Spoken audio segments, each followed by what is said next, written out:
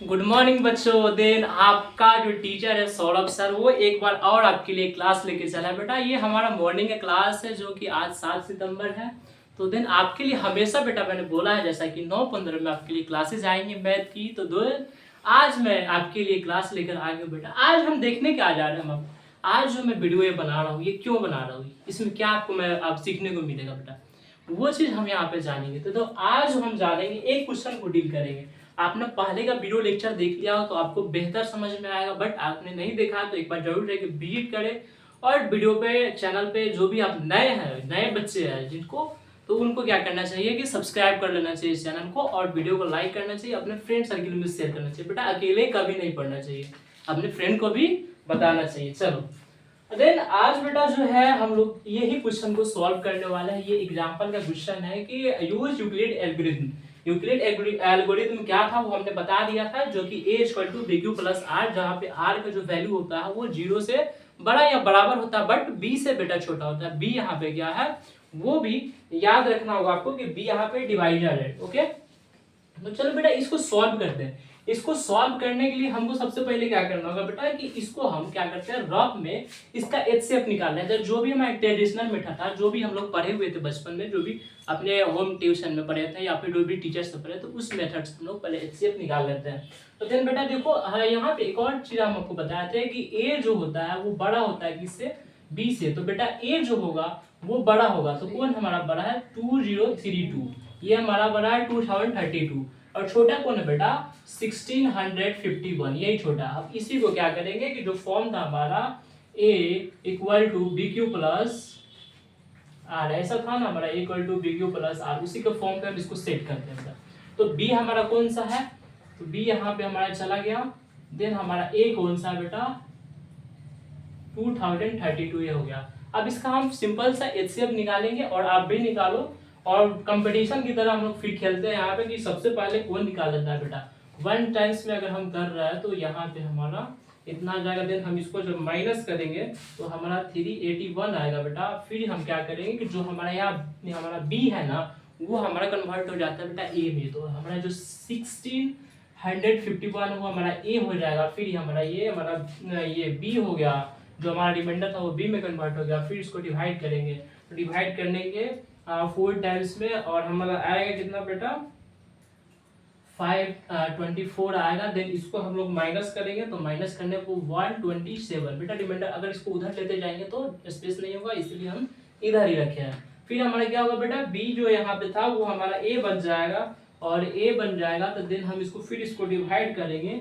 अगर देखो बेटा अगर हम 3 टाइम्स में लगाते हैं तो क्या होगा, हमारा जो रिमाइंडर है और रिमाइंडर बेटा हमारा क्या हो जाएगा 0 होगा। तो HCF का रूल क्या होता है ये आपको ध्यान होगा, बताए थे हम, बहुत बार बता चुके हैं आपको, कंफर्म ध्यान होना ही चाहिए। रिमाइंडर जब भी 0 होगा तभी हम जाके इसका HCF निकाले। ट्रेडिशनल मेथड से हमारा HCF क्या हो गया, HCF हमारा आ गया 127। अब बेटा जो हम लोग नया जो पढ़ रहे हैं यूक्लिड के द्वारा जो एल्गोरिथम दिया गया, जिसे 10th क्लास ने अपने सिलेबस में ऐड ऑन किया, तो उसके अकॉर्डिंग हम लोग क्या करने जा रहे हैं बेटा वही देखना है हम लोग को। तो देखिए अगर ये हमें कंडीशन तो पता हो गया कि जो हमारा सॉल्यूशन है, यहाँ से बेटा हम सॉल्यूशन देखते हैं। सॉल्यूशन हमारा a > b पे इसको सेट किया हम लोग ने।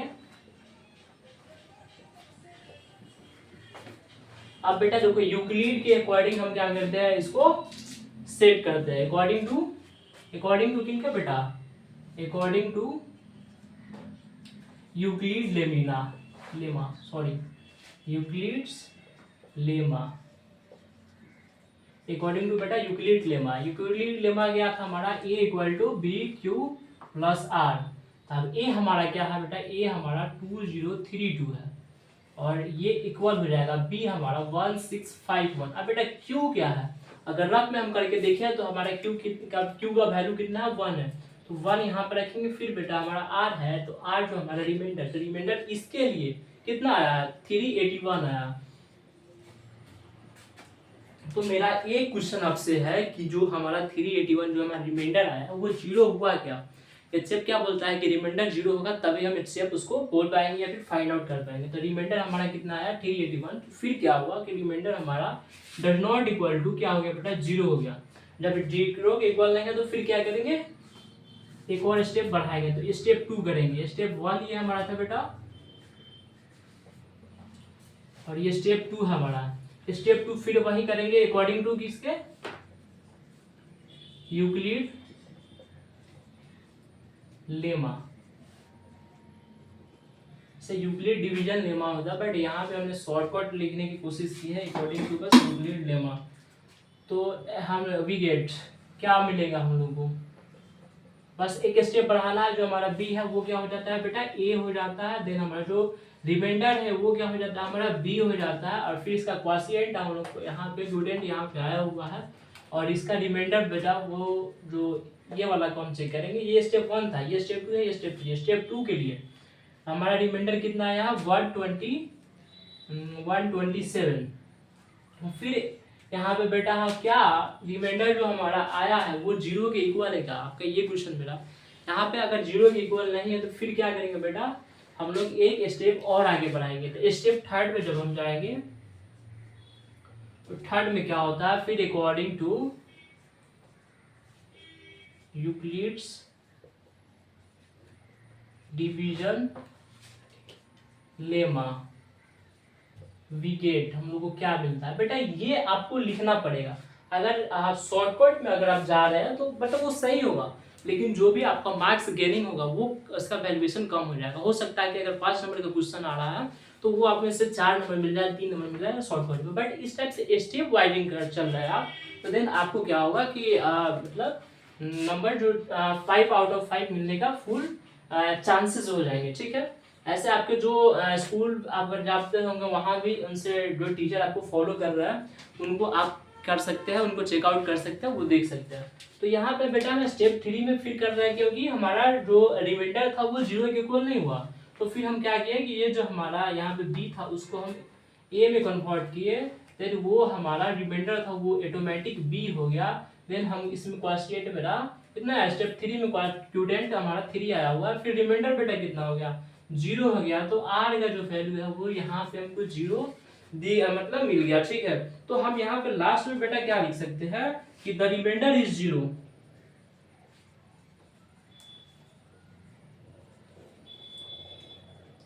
The remainder is now 0, so our procedure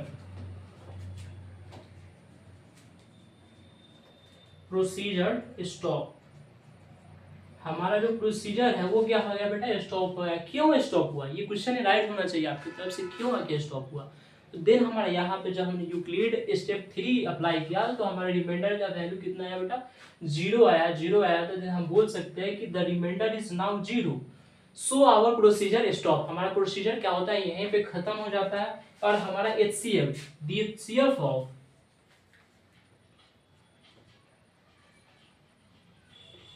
कौन कौन सा नंबर बेटा हमारे पास 2032 एंड 1651 इज कितना होगा आप बताइए। तो जहां भी 0 होगा तो उसका जो b का वैल्यू है वही हमारा क्या हो जाएगा HCF 127। तो ये क्वेश्चन बखूबी हमने क्या किया कंप्लीट कर लिया, यही हमारा आंसर है। और हम क्या करेंगे बेटा इसका आप स्क्रीनशॉट ले सकते हैं, बट हमने जिसका आपको ये लैस से आपको समझाने की कोशिश की है बेटा, तो हमको लग रहा है कि आप लोग बिना देखे हुए भी केवल क्वेश्चन लिखकर इसको खुद से भी सॉल्व कर सकते हैं। बट एक आपको ये होगा कि चेक भी करना पड़ता है ना कि सर सॉल्व तो कर लिए हो गया, बट हम चेक कैसे करें। तो उसके लिए मैं यहाँ से हट जाता हूँ और क्या करें आप एक स्क्रीनशॉट ले लें।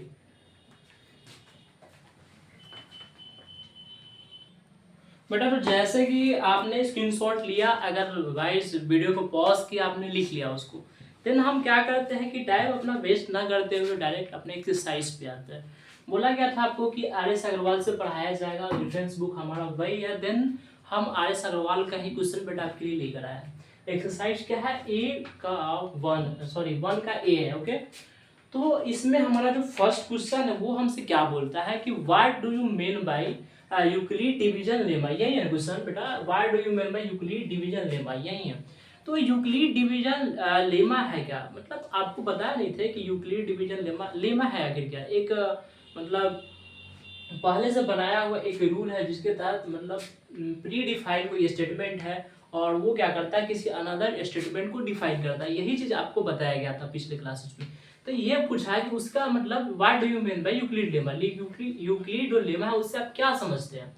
तो जैसे कि हम बेटा जानते हैं कि आप मान लो कि आप क्या किए कि 1 kg सेब लेकर आए और बोला गया कि आप इसको डिस्ट्रीब्यूट कर रहे अपने 5 फ्रेंड्स में, और 1 kg सेब में आपका लगभग 10 पीस सेब चला हुआ। तो वो एक क्या मतलब प्रूवन स्टेटमेंट के थ्रू ही तो हम लोग क्या करेंगे उसको डिस्ट्रीब्यूट करेंगे कि जो हमारे पास पहले से प्री डिफाइंड स्टेटमेंट है ना डिवाइड का, तो डिवाइड नहीं करेंगे। 10 सेब है और 2-2 सेब बढ़ जाएगा समय, हमारे पास 5 आदमी है तो 5 पीपल्स है, तो वही चीज़ है ये।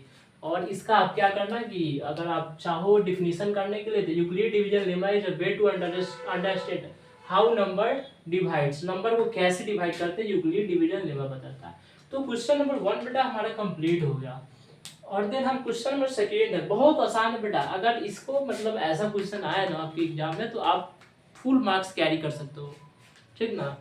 तो देखो number when divided by 61 gives 27 as quotient to get 31 as quotients, 32 as remainder। तो बेटा जो क्वेश्चन हमने देख रहा था वहाँ पे कुछ मिस्टेक्स हो गया था, उनको हम करेक्ट किए। फिर देन आपके पास है क्वेश्चन बोल रहा है कि ये नंबर व्हेन डिवाइडेड बाय 61, जब किसी नंबर को हम 61 से डिवाइड करते हैं तो क्वोटिएंट क्या आता है बेटा 27 आता है और रिमाइंडर क्या आता है एंड रिमाइंडर इज 32।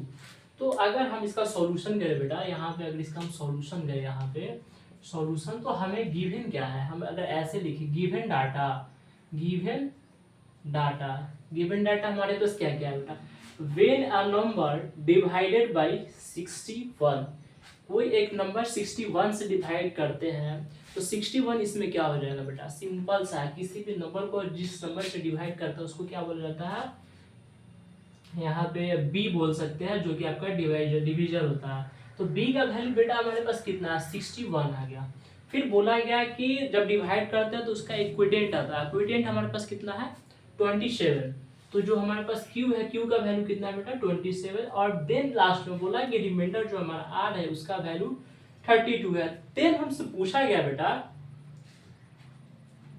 कि वो नंबर क्या है, what is the number, what is the number. अब ये बोला गया ना कि किसी नंबर को 61 से जब हम डिवाइड करते हैं तो क्वोटिएंट हमारा पास 27 आता है और रिमाइंडर कितना आता है 32। तो वो पूछा गया है कि वो नंबर जो जिसके डिवाइड कर रहे हैं वो नंबर क्या है। तो वो फॉर्मूला बेटा हम लोग लगाए यहाँ पे a = bq + r। अगर ऐसे करते हैं तो देखिए बेटा कितना आता है। तो a का वैल्यू तो हमें पता नहीं है, b का वैल्यू है तो 61 इंटू q का वैल्यू कितना है बेटा 27 और प्लस 32। अब करना क्या है कि 61 को 27 से मल्टीप्लाई करना है, और जो मल्टीप्लाई हम लोग बेटा कर लेंगे तो देन उसमें क्या करेंगे हम लोग ऐड करेंगे। तो सबसे पहले वर्क हमारा क्या है कि 61 जो है उसको क्या करना है कि 27 से मल्टीप्लाई करना है।